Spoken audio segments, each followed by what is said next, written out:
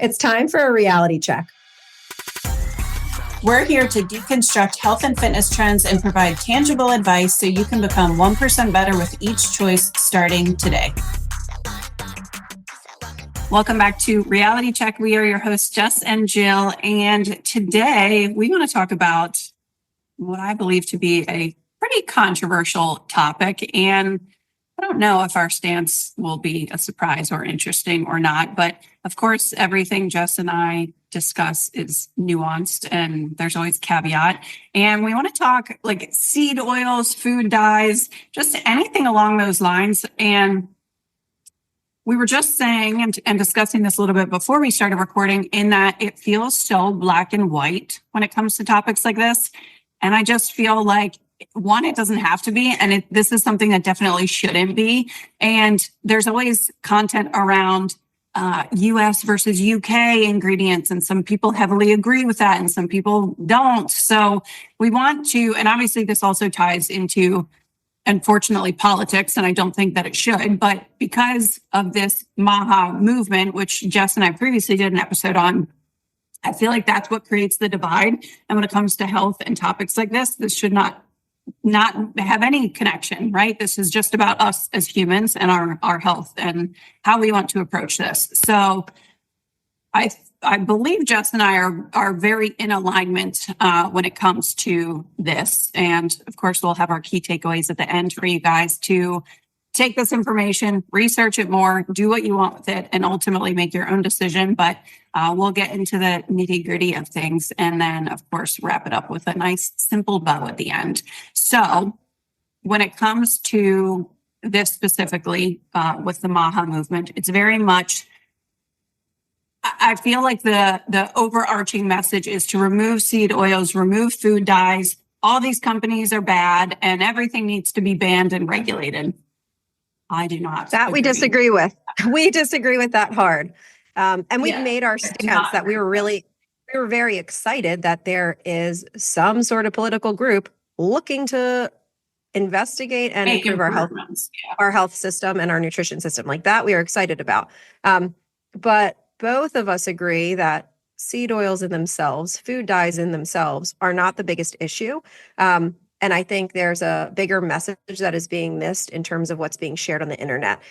So the problem with most things, like in labs, a lot of times they'll do these studies on rats or on animals, and it's like the dosing is the problem. Like what is it that they say? The dose makes the poison.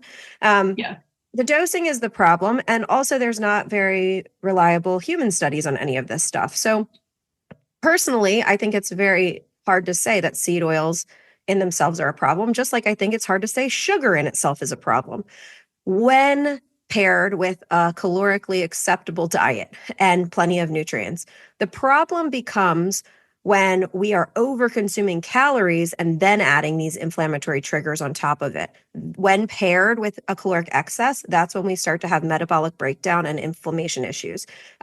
For anything, for all inflammatory things, not just seed oils, right? So the problem here is hyper-palatable foods. So oftentimes you'll hear us talking about like just eat more plants and animals that look like the plant or animal it came from, right? Like eat potatoes, eat rice, eat oats, rather than eating like refined white flour. Again, it's not the actual ingredient that's the problem. It's that these companies are paid to make products taste good. They are paid to make things addictive that we want to eat more and more of. So when they ultra process these foods, they're adding things that are hyper palatable. What basically is salty, sweet, or fats. Adding salt, sweets, or fats makes us want and crave more and more and more. So what ends up happening is because of that hyperpalatability, we end up over consuming calories, and the caloric excess is the problem. And that's why we have an obesity epidemic. Again, I'm talking strictly from a food standpoint. We also have sedentary lifestyles, and we're not in the sun and we're not sleeping well, right? So there's all these things that are included, but from a food standpoint, we are over consuming calories. And there's been really cool and very reliable studies on humans in controlled groups where people are exposed to only whole, less processed foods. And then other groups are exposed to processed foods, and the less processed food, the whole food groups end up consuming like 500 to 700 calories less on average per day. because their bodies are just full and they're not craving more and more and more. So again, the issue is that we are over consuming calories, seed oils, sugar, even artificial sugar that has 0 calories lead us to eat more. So I think sugar is actually a really great example that is a parallel here to what we're seeing now with the oils. It's like, okay, if I were going to look at something and just compare that one little thing and not look at the grand scheme, like, yeah, is switching from Coke to Diet Coke a little bit better because it's going to help bring somebody's calories down for the day? Yeah. But guess what ends up happening behaviorally? They're still craving sweets because they're getting this sweet fix on their tongue every single day. And then they end up eating more calories. So just since we've switched from more sugars to more diet versions of sugars, the obesity in our country has not gone down any, right? So the same thing is going to happen if we go ahead and we switch up seed oils for olive oil in every single processed item, but we still keep them hyper palatable. People are going to continue to overeat. So I guess we're going to go through like the mechanisms of each of these things. And like, I think Jill is more researched on it than I am at a micro level. And I'm more behavioral. What are we seeing in terms of trends and how people actually change their health? But at the end of the day, we also want to simplify it for you guys. You don't need to be an expert at reading labels. Instead, focus on adding things that don't have labels, like whole grains and potatoes and meat that actually looks like the cut of the meat, not lunch meat and processed meat. Adding fruits, adding vegetables, playing in the produce section, adding nuts, beans, things like that, rather than looking for healthier versions of also hyper palatable food, right? So I think both are important. And clear, like a healthier version of Kellogg's granola bar is not a kind bar that's gluten-free, right? Like I think we often misconstrue what a quote healthier version of something is. And Jess always shares, like, when it comes to eating more whole foods, like it really should look as close to it did in its original state in the ground, right? Like nutrient dense foods. And I agree in that it's not just removing air quote bad things or less nutrient dense things. It's about adding and giving your body also the nourishment it needs on top of that. And I think one of the most frustrating things about this topic specifically is that there are influencers, air quotes, right? People on social media that are full send seed oils are bad and no, and avoid this, and this is awful, right? And I'm like, okay, like you're not wrong in like the underlying message, but like the fear mongering is unnecessary, right? And it's not helpful. It's not useful. Right. And somebody who gets 3,000 steps a day, has never lifted weights in their life, eats 60 grams of protein a day, and doesn't drink any water, does not need to worry about seed oils, right? So like everything needs to be used in the appropriate context and at the appropriate time. I'm at a point in my life where I can be a little bit more focused on granular things like that because I have the big picture established. And then there's this other side of the camp that is like, this is ridiculous. People who talk about seed oils are crazy. They have no idea what they're talking about. And it's like, hold on, that's not, they're also wrong. Right. Yeah. Well, I agree that we just need to eat more nutrient dense foods and move our bodies more. This doesn't mean we disregard all of this other research, right? And I am very much in the middle. And it's so hard because I'm not just on the internet to like pick an argument every day with these people of like pulling context. So I try to be very mindful about what I share. And I always share with the message that if this does not apply to you in your life right now, or it feels overwhelming, or you don't understand it, maybe we're not there yet, right? Maybe you do just need to focus on getting more protein from in your day, 100 grams a day, or adding 1,000 steps, right? So like, I want to be super clear that I don't think really either party is wrong at the end of the day. I just think we have to stop disregarding and throwing shade at one side and fear mongering on the other, right? Like it's just two extremes and it doesn't need to be. Go ahead. We're talking about educating like the consumer, right? And okay, if looking for seed oils on every label is overwhelming to you, cool, let's go back to the basics. But from a systems standpoint, again, when I've seen a lot of fitness coaches in the last few weeks share things saying like seed oils are not the problem, this and that. And it's like, okay, but if there is some sort of systemic change that is being made, what harm could that possibly do? Removing toxins from our shit is only going to be mindful. helpful, right? Like we talked to we have an episode earlier with one of our coaches, Christina, who lives in Australia. And she said it was just wildly overwhelming walking through a gas station when she visited the United States because she's like, there's just candy bars and chips and all of this processed stuff. She said, when we go in stores, accessible. She said, you don't even see that stuff. Like there's so many more whole food options that it's not this constant willpower game that they have to play with themselves. She's like, I understand why people in America are obese because these products are just thrown right at your eye level everywhere you go with a million different options of variety and color and flavors. And she said, where we are, it's like there's fruit on the shelf or there's like one option of some sort of granola bar that's based with oats in it. Like it's like not all these. So again, I think that there is value to incentivizing food companies, and maybe it's not even food companies. Maybe it's subsidizing farmers and like people who actually produce the real food as opposed to paying for some of these products that we know are hyper-palatable. Yeah.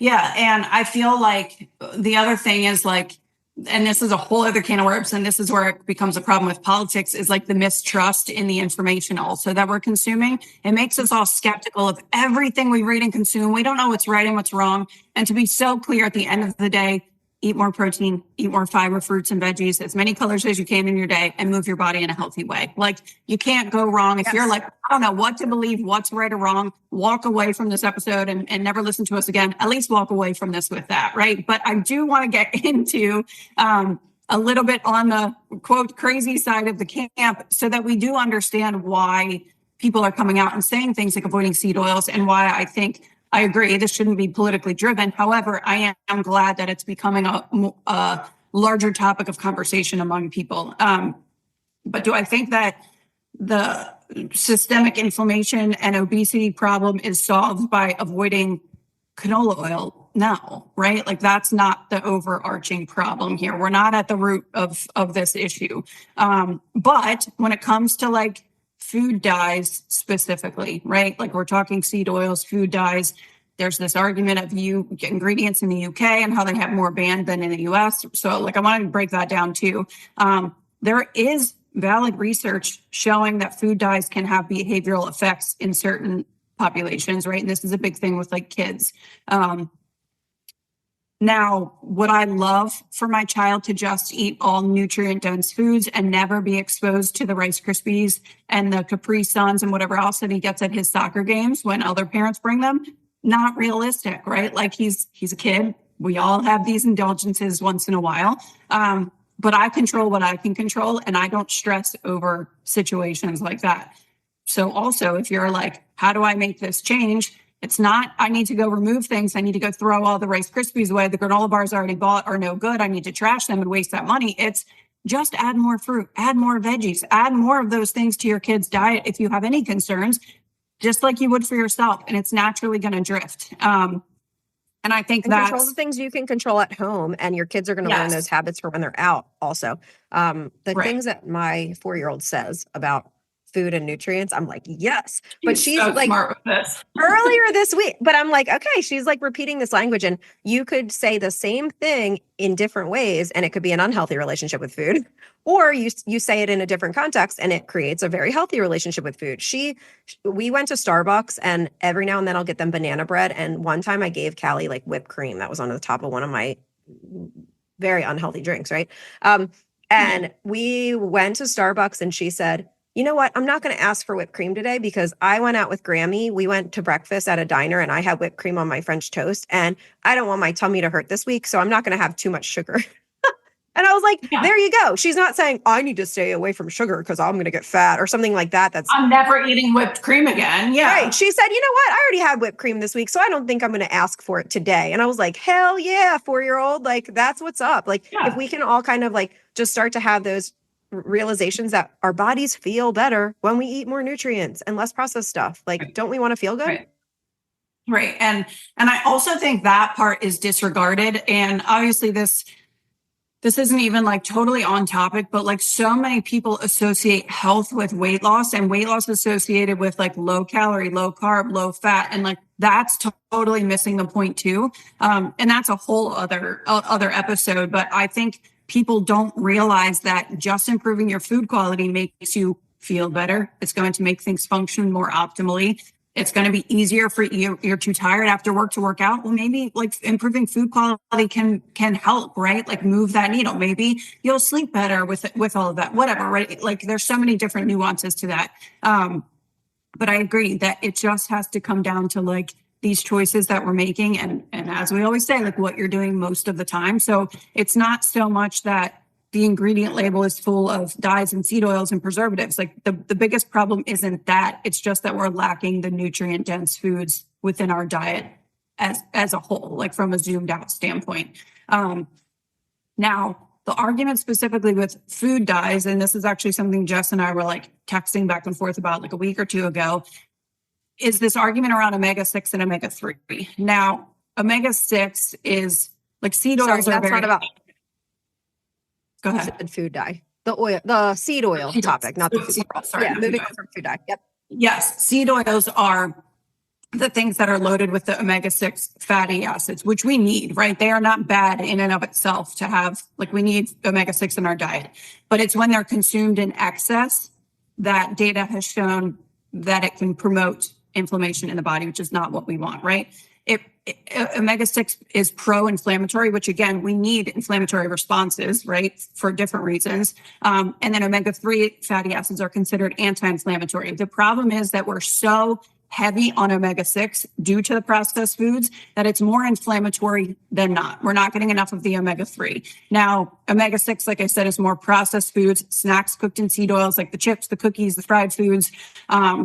And we want to have more omega-3s in our diet, like fish, right? Like salmon is a great example for that. Seeds, flax seeds, chia seeds, and we need a balance. The data has shown that the average Western diet is closer to like a 20-to-1 ratio, meaning that much more omega-6 than omega-3, where we need to be closer to 2-to-1 or even at least 4-to-1. So that's a huge difference. 20-to-1. Yeah. It's a like huge discrepancy and imbalance. And that's the problem. That's where systemic inflammation is coming from, is the overconsumption of that. And we're not balancing it with enough, right? So I'm not saying cut omega-6, cut seed oils. Canola oil is going to be in some shit, right? Like it doesn't need to be eliminated completely. We have to have more of a balance. And again, most of the time, make healthier choices and less processed things. Now, we're parents, kids play sports. Sometimes you end up in Panera drive-through, right? It's just not a most of the time thing, right? We can't eat bars and fast food all day, every day for our meals, and then wonder why we're bloated 24/7. We feel puffy. We can't lose weight. Sleep sucks. We're stressed, right? Like, and we're scratching our heads wondering what the problem is. And now it's like GLP-1, I can't lose weight. And it's like, hold on, we haven't changed like a lot of other things that we need to address first, right? And not throwing shade at that. Again, conversation for another day. But the point is that we are missing the underlying thing that needs to be addressed here. But I was really interested reading that, because knowing that ratio and what it should be versus what it actually is right now is super eye-opening. And I think there's also, we don't have this in our notes, but you just sparked something when you said about eating bars all day. I have coached other nutrition coaches who have this, I guess I shouldn't call them nutrition coaches, but like macro fitness type coaches who think that they're eating well because they have achieved some sort of physique, because they've achieved some sort of physique change from their diet. But we have macronutrients are your fats, your proteins, and your carbs, right? At a high level, you can change your physique manipulating those three things. But our micronutrients are what help us at a cellular health level. They're what are going to cause metabolic dysfunction or healthiness, right? And that's where our micronutrients come in, our fiber, our prebiotics that are in our whole foods, things like that. So again, I've had people who are like, yeah, I eat so healthy. And then I look and it's like, okay, Quest protein chips for a snack, and I don't know, a Built bar for breakfast, and then this for lunch. And it's like, whoa, where's our real food? Like, we're not eating real food. So we're going to be lacking nutrients, even if you're killing it with your protein and you're not eating an excess of calories, you can still start to have these other underlying issues that could be gut lining based, your gut bacteria isn't getting the fiber that it needs to break everything down. It's a whole system. It's not one isolated thing, but oftentimes we see that leading to issues where people are like, I don't know why I'm bloated, or I don't know why I'm tired all the time, or this or that. My macros are perfect. And it's like, okay, that's because your micronutrients are so, so, so important. Yeah. And, like using a client example recently, I suggested a supplement to her, and it's digestive enzymes that have something in it that help increase stomach acid. So you take these enzymes essentially in the morning, before meals, whatever. And she's like, wow, I've seen a lot of improvements. Like, what is it about this that is helping me so much? I'm not bloated anymore, whatever. That comes from like stress can lower stomach acid. And unfortunately, people get like reflux and they're like, oh, acid, right? If I have this reflux, it's actually typically the opposite. It's actually typically low stomach acid that's causing that. And then we're like, oh, Pepsid AC, do this, right? We got to increase acid. And it's like, no, we're now like, it makes the problem worse over time. Yeah.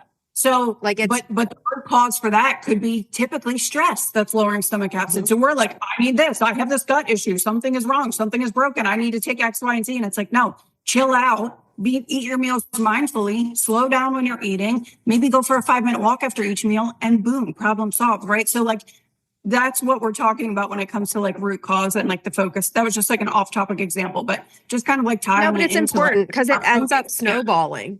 It ends up snowballing. Right. I think that's a really important point. Also, we'll get to this a little bit at the end, but like, I do want to talk a little bit about that, about like stress management, about movement, because again, I personally, my fasted glucose numbers right now are in pre-diabetic ranges, and my muscle to fat mass ratio is great. I eat very well, but it's absolutely stress induced. And I had gestational diabetes with my second pregnancy. And ever since then, this has been something I've been working on, and I've been working on it with these holistic things, and it's still slightly high, and it's frustrating. But I know it's because of my sympathetic nervous system being on overdrive all the time. I don't sleep enough. I drink too much caffeine. I watch TV late at night. Like, so there's other habits too outside of food that we're also going to talk about here when we talk about like the big impact things that you can do to avoid metabolic dysfunction. Yeah, for sure. And then when we talk specifically about like US versus UK, I think, people are like, oh, more things are banned in the UK than they are here. And like, that's the problem. And like, I still think we're missing the mark on that. I don't think there are like, let's say there was a 40 ingredient difference, right? Like I'm throwing out a totally random number. Let's say we ban 40 less ingredients in the UK. Do I think those 40 ingredients being banned are going to solve all of our obesity and illness issues? Of course not, right? Like, that's what I mean when I say we're missing the mark. Now, does the UK maybe ban more things that, or use more natural alternatives, or skip unnecessary additives? It seems like it. And maybe like that could be a huge shift in contribution to having more, or less hyper-palatable things, right? Less likely to overconsume, because the US definitely prioritizes shelf life, hyper-palatability, right? And that's part of the issue overall. But I don't think that it comes down to tighter food regulations. Could that help? Maybe. And the reason I struggle with that is I don't know really where someone draws the line on that, like in terms of regulating and restricting and taking away our autonomy and our choices, right? Because I don't think it's realistic in 2024 and beyond that we say we're just all going to eat home cooked meals around the clock, because that's not realistic for most people.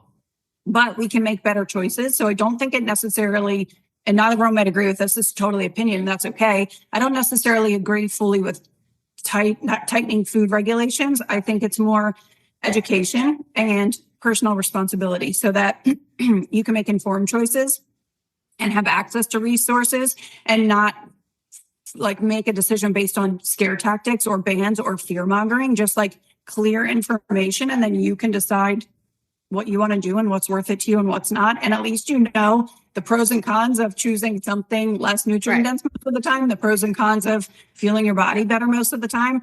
And I had how we eat. Like, that's how we eat, being educated in this field. Like sometimes I will order takeout pad thai, and I know that has got to have if I eat the whole thing, 3,000, 4,000 calories in it because they add so much oil to it. But I'm making a decision and I know what I'm putting in my body. So I had made this argument the last time we talked about MAHA as a topic here, before the election and everything. I had said the same thing. I would like as little government involvement in my choices as possible. But there is this fear that, okay, we are being lied to in every media outlet. Everybody is extreme on either side, and we're not getting truthful information. And when I said that, like, I don't want bans, because bans are like, okay, then when do they draw the line on making decisions for us, right?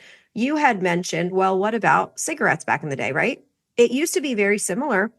And now it's like, okay, people can still buy cigarettes, but there's a warning label on it, right? So just more transparent communication about the research and about like, hey, this is a hyper-palatable food that may lead you to overeat. That it could be that simple, that kind of stuff is on our more processed foods. But I think I agree with you. Education over government involvement and restrictions is where I stand.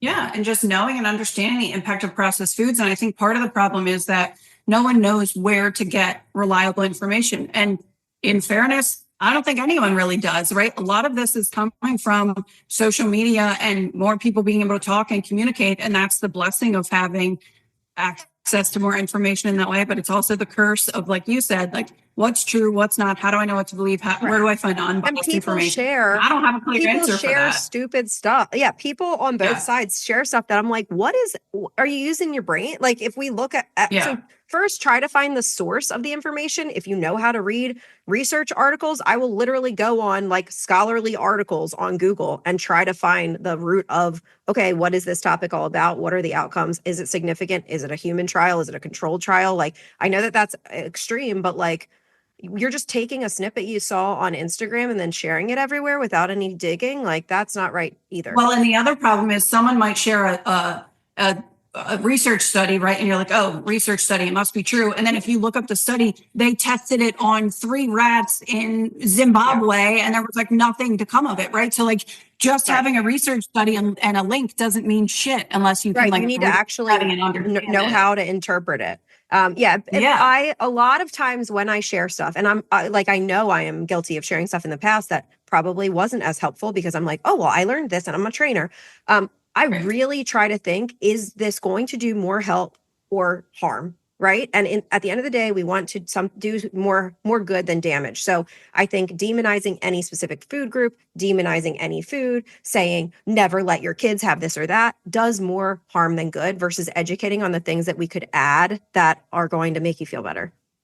Mm-hmm. And the things I will demonize are carnivore diet, keto diet, things that do take you to extremes that aren't necessary and aren't helpful for you. Because I feel like it's like shiny object syndrome. And it's like, try this new thing, try this new thing. And we're always looking for a shortcut, right? And unfortunately, people focus so much more on weight loss than health, when if we just focused on health and more like stop trying to avoid the fact that we need to eat more nutrient dense foods, weight loss is not going to be as big of an issue anymore because you're going to feel better, you're going to move more, you're going to do all those things. The problem is that we are trying to avoid these core foundational things in the name of a number on the scale or whatever it is, whatever your motivation is. And that's creating a huge disconnect. So I think it's also understanding when a page is sharing information or sharing a tip or sharing whatever, what are they sharing it for, right? Because like Jess said, a macro coach might be like, eat Oreos for dinner, which used to be me, right? I'm calling myself out on this. Eat Oreos for dinner and you'll lose weight. That statement is not incorrect if you're in a calorie deficit, but is that ideal for your health long-term? No. Is that going to feel good for you? Is that going to be sustainable? Probably not. Just like Octavia eating Fuel Links and eating 1,000 calories. Yeah, you're going to lose a ton of weight and you're going to quote, feel good for a little bit, right? In the short term because you lost weight and inflammation is down and whatever. It's not going to be sustainable and it's going to take you down the wrong path. And again, all of these things you have to say, what's the main point here? What do I need to get from this information? And does this even apply to me? And I think that's it. We just have to use a little bit more discernment and have a little bit more education around that. And I wish I said, other than ourselves, that there was this place that you could go get all this unbiased information. I don't know that source exists right now in America in 2024. 2025, whenever this is coming out. But the point is that the key takeaways that we share at the end of this episode that's what we want you to walk away from this with, so that it doesn't matter what Karen's selling on Facebook in January, who's doing 75 hard in your office. Like, none of that shit matters if it's not fitting your life. You're not meeting yourself where you're at. It's going to be hard. Making change is hard, and changing your habits and lifestyle and all those things are not difficult. And again, Jess said, we're going to go past just ingredients, but we have to understand that it's just about eating more whole foods and living a less sedentary lifestyle. Like, that is the moral of the story here. Full send on Maha. I think that we can see some changes from this that are really beneficial across the board, no matter where anyone's at in their health journey or not on one at all. But we have to make sure that we're not missing the mark here overall. So yeah, I do think the US is lagging in terms of ingredients and how we're approaching that. And the deception, people are like, oh, this isn't real. This doesn't actually negatively affect you. And it's like, maybe it does. Right? It does. Yeah, and it's also probably not the biggest rock that you could turn over to see change. We agree with both of those statements. Yep. And that's really it, is that we don't think there is one clear right answer through these two sides, because I don't think there should be two sides. I think we're all on the same page. We all believe the same thing. We're just arguing in two totally different ways. And I'm waiting for the day that we all wake up and say, wait, we're all on the same team and we actually all want the same thing. And we all believe the root of it all is the same thing too. We're just arguing. We're just going at it. We're going at it from different angles. If one person wants to remove sugar and seed oil because we came to our conclusions has less, in two different ways, you're going to tend to eat less calories. So even though calories is the biggest deal, like if that's the way that they're choosing to approach it, okay, cool. Let's also take personal responsibility for our own health, and not wait for the government to do it for us. So the way to do that, let's go through. Can we go through some of the simple changes and like things that aren't food related? Yeah. Okay, so big takeaways of this episode. Let's shift the focus rather than thinking you need to eliminate specific ingredients. Let's shift the focus to buying things with less food labels, right? Like if you buy things in the produce section, it looks like the food that it is. Then go home and cook it however you want. Mash those potatoes and add butter. Like add your seasonings and your sauces, right? I'm not saying you need to eat a raw food diet, but buy things that look like the plant or animal they came from, not things that have gone deep down that processing line and they've been stripped of nutrients and made more calorically dense or more hyper-palatable. So think fruits, veggies, real cuts of meat, nuts, beans, potatoes, rice, oats, grains, Greek yogurt or cottage cheese that have one ingredient, milk, not the ones that have a ton of added sugar, artificial sugar, and things to make them low fat. Like, just look at the ingredients and it could be kind of simple in that way. Okay, so that's the food piece. That's your biggest takeaway. Eat more stuff that looks like the plant or animal it came from. And I feel like I have to mention this because we didn't cover it when we talked seed oils really quickly. But the other problem is the temps that these oils are cooked at and the stripping of the nutrients from them too, where they are just, I don't know if empty calories is the right term, but I'm going to use it because I feel like that delivers the message in that you're just not getting a lot out of it for this very calorie dense thing. So it's also the processing of the oil, not just the overconsumption of omega-6. I wanted to make sure I wasn't just saying that omega-6s are the problem and then everyone starts fear-mongering omega-6. It's also lack of nutrient density. We could use the same example for a carbohydrate, right? Like if you have a bowl of oatmeal, you're getting some protein in that and you're getting some fiber in that. They put wheat through processing and turn it into an enriched white flour product. And now you have no ingredients, but you have these carb calories. So if you're only looking at macros, you're going to say a carb is a carb is a carb, just like with the seed oils and the fats, right? But they don't have the same nutrients. So that's the food piece. Movement, walk more, do more, try to find less ways of being lazy, couch potato, sedentary people, right?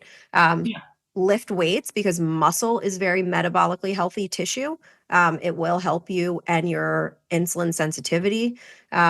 So lift to build muscle. And then the third thing is rest and your circadian rhythm. So our circadian rhythm's super jacked up. Our cortisol, our hormone health is very jacked up because we are more stressed than ever with less physical stressors. Like I'm not about to die from a tiger chasing me, but I'm stressed because somebody said something on social media that I don't like. Like, how ridiculous, right? Yeah. That we let our brains get wrapped up in this stuff. So less TV, less screen time, more intentional time to turn off your brain and just be present with your family and in nature or doing something creative that you enjoy.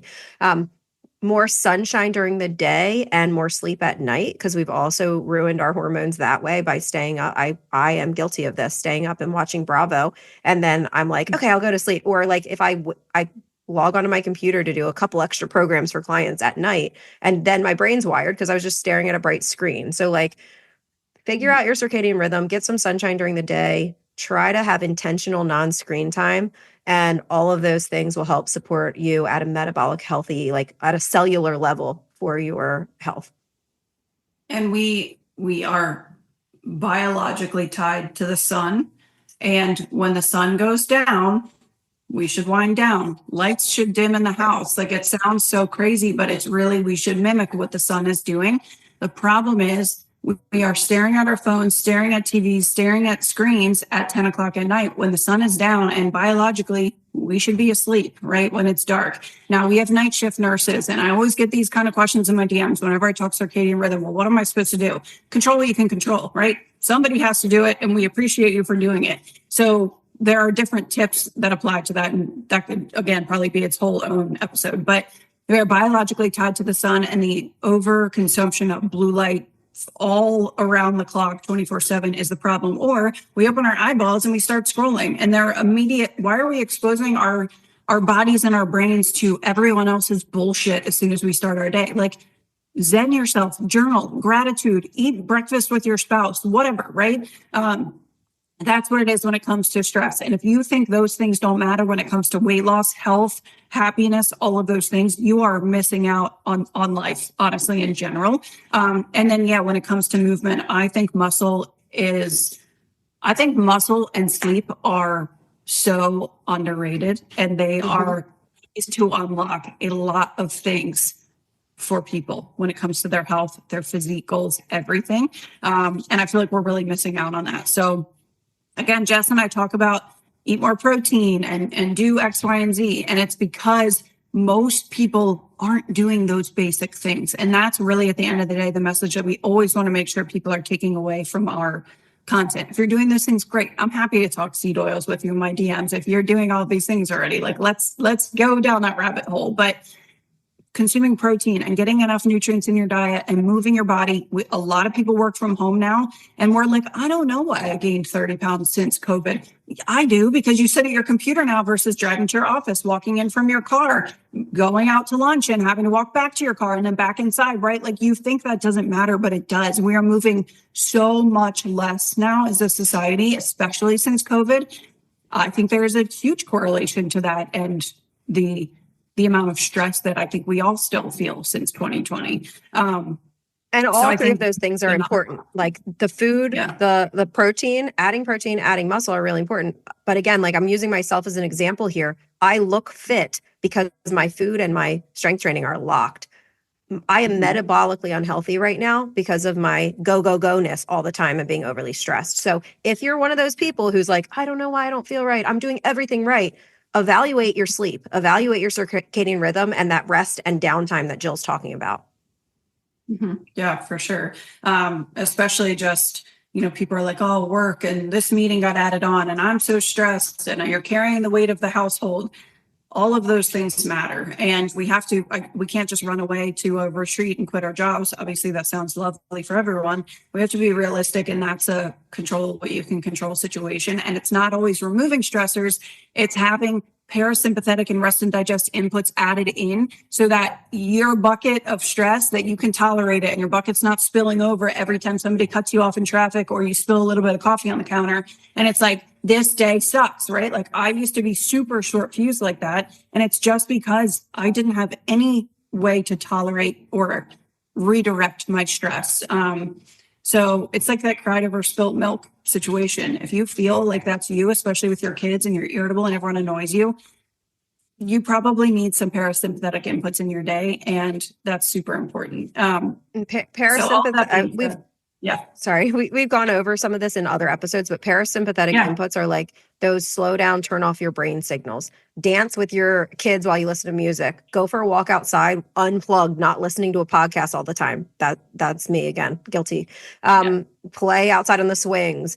Do some art if that's your thing. Like being present and slowing down. So if you're like, no, I can't turn off my brain, I don't know how to.